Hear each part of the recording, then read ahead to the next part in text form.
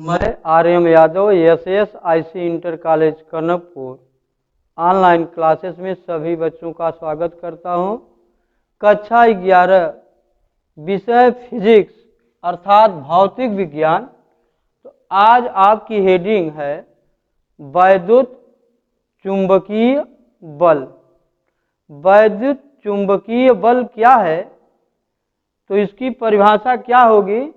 तो वैद्युत चुंबकीय बल की इंग्लिश होगी इलेक्ट्रोमैग्नेटिक फोर्स। इलेक्ट्रोमैग्नेटिक फोर्स किन्हीं दो स्थिर बिंदु आवेशों के बीच कार्यरत स्थिर वैद्युत बल आवेशों के परिमाणों के गुणनफल के अनुक्रमानुपाती तथा उनके बीच की दूरी के वर्ग के व्युत्क्रमानुपाती होती है। यहाँ पे चित्र दिखाया गया है। आपके दो बिंदु लिए गए हैं। पहला बिंदु ए है और दूसरा बिंदु आपका बी है। पहले बिंदु का आवेश Q1 दिया गया और दूसरे बिंदु का आवेश Q2 है और दोनों बिंदुओं के बीच की दूरी R ली गई है। तो बच्चे ध्यान देंगे, किन्हीं दो स्थिर बिंदु आवेशों के बीच कार्यरत स्थिर वैद्युत बल आवेशों के परिमाणों के गुणनफल के अनुक्रमानुपाती तथा उनके बीच की दूरी R के वर्ग के व्युत्क्रमानुपाती होता है। यहां पर हम मान लेंगे, माना कि दो स्थिर बिंदु आवेश Q1 तथा Q2 एक दूसरे से R मीटर की दूरी पर स्थित हो, तो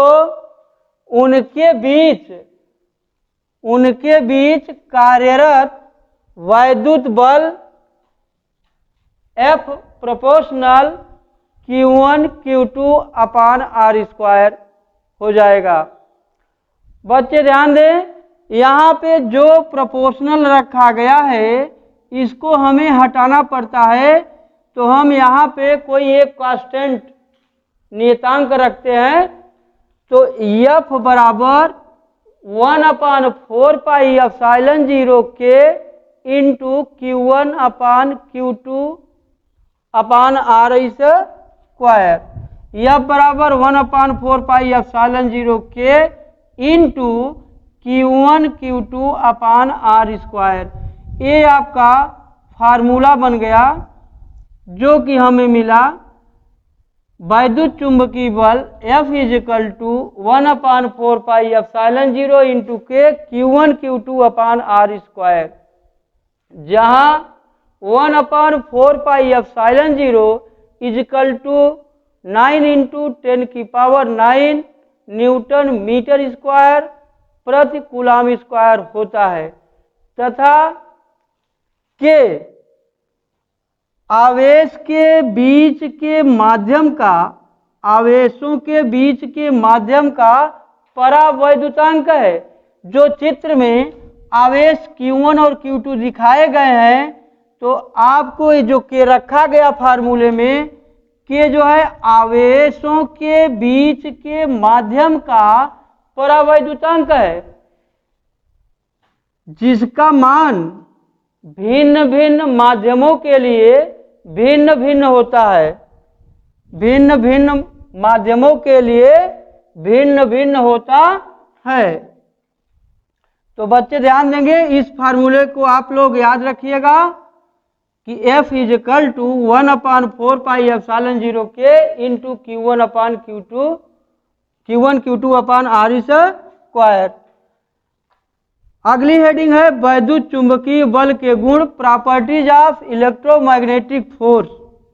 वैद्युत चुंबकीय बल के प्रमुख गुण हैं। पहला पॉइंट है, वैद्युत चुंबकीय बल एक केंद्रीय बल है, अतः यह एक संरक्षी बल भी कहा जाता है।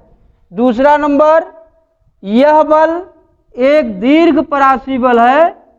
तीसरा गुण है, यह बल व्युत्क्रम वर्ग के नियम का पालन करता है। चौथा पॉइंट है, यह बल आकर्षण एवं प्रतिकर्षण दोनों प्रकृति का हो सकता है। अगर आपके आवेश प्लस प्लस हैं तो दोनों जो है, इन दोनों के बीच आपका प्रतिकर्षण बल लगेगा, और एक विजातीय आवेश रहेंगे तो जो है वहां पे आकर्षण बल लगेगा। पांचवा गुण दिखाया गया है आपको कि यह बल आवेशों के बीच के माध्यम पर निर्भर करता है। तो आप ध्यान दीजिएगा, आपकी परीक्षा में कभी कभी प्रश्न पूछा जाता है कि वैद्युत चुंबकीय बल के गुण बताइए। तो आपको वैद्युत चुंबकीय बल के 5 गुण दिए गए हैं, आप इसको नोट करिए और याद रखिएगा।